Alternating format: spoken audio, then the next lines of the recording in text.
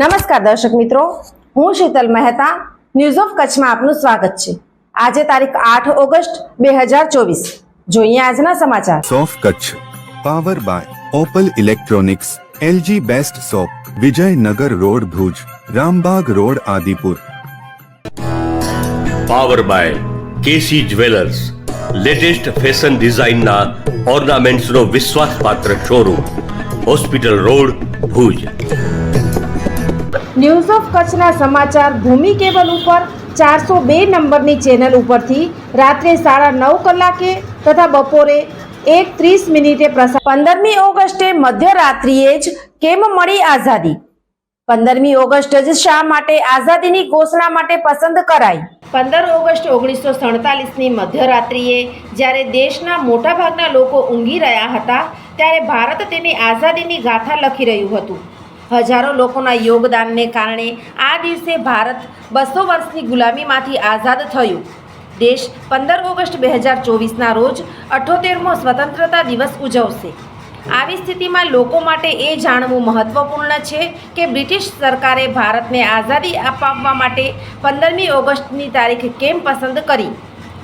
આ સિવાય એ પણ જાણવું જરૂરી છે કે દેશની આઝાદી મધ્યરાત્રિએ કેમ જાહેર કરવામાં આવી।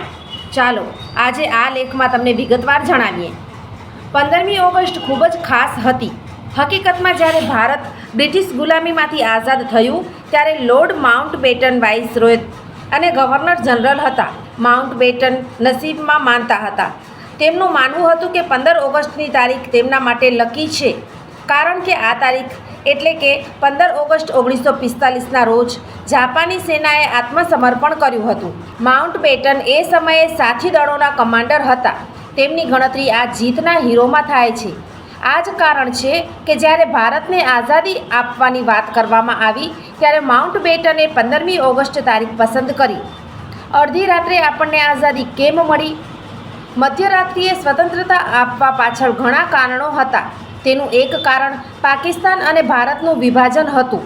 વાસ્તવમાં તે જમાનામાં મોટા નેતાઓ અને બ્રિટિશ સરકારને ડર હતો કે જો તે દિવસે આઝાદી આપવામાં આવશે અને ભારત પાકિસ્તાનના ભાગલા થશે તો તેનાથી રમખાણો થશે અને કાયદો અને વ્યવસ્થાને નિયંત્રિત કરવી મુશ્કેલ બની જશે। આ કારણોસર મધ્યરાત્રિએ સ્વતંત્રતા માટે પસંદ કરેલ સમય હતો। બીજી દલીલ એ છે કે પાકિસ્તાનને ભારતથી એક દિવસ પહેલાં એટલે કે 14મી ઓગસ્ટે આઝાદી મળી હતી। વાઇસરોય લોર્ડ માઉન્ટબેટનને 14મી ઓગસ્ટે પાકિસ્તાન ટ્રાન્સફર માટે કરાચી જવું પડ્યું અને મોડી રાત્રે ભારત પરત ફરવું પડ્યું। આ જ કારણ છે કે મધ્યરાત્રિએ જ ભારતને સ્વતંત્રતા આપવાનું નક્કી કરવામાં આવ્યું હતું।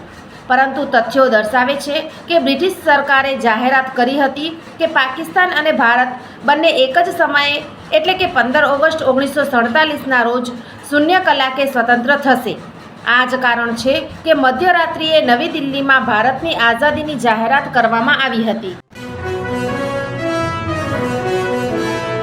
જમા થયેલા પાણીમાં પેદા થવાવાળા એનોફિલિસ મચ્છર।